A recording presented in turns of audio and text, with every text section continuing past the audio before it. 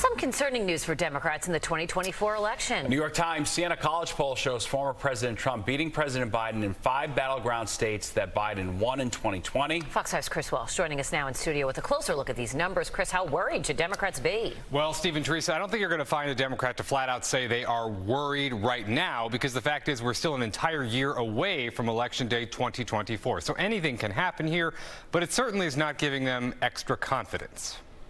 If the election were held today and the results of a new poll were accurate, we would be looking at a second term for President Trump. Don Levy is the director of Siena College Research Institute, which partnered with the New York Times on a new poll, the results of which not great for Democrats.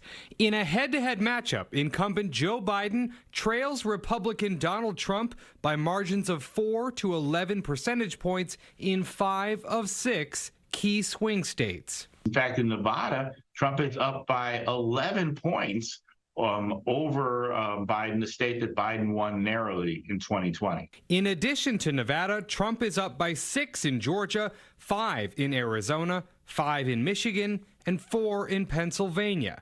Biden leads Trump only in Wisconsin. I think any Democrat looking at this race knows that this was always going to be a close election. Basil Smikle is a Democratic strategist and director of the public policy program at Hunter College.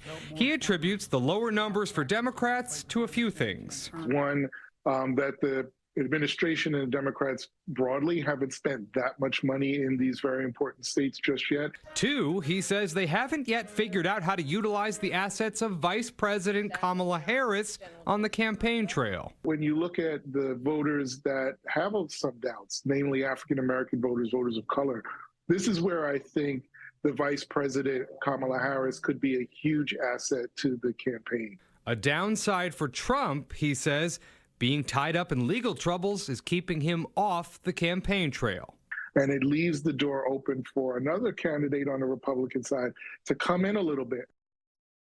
Now, Donald Trump's continued legal troubles have so far not hurt him even in the tiniest bit. However, according to this poll, that would change slightly if he is convicted. If that's the case, about 6% of these voters say they would no longer support him. Steve, back to you. All right, thanks, Chris.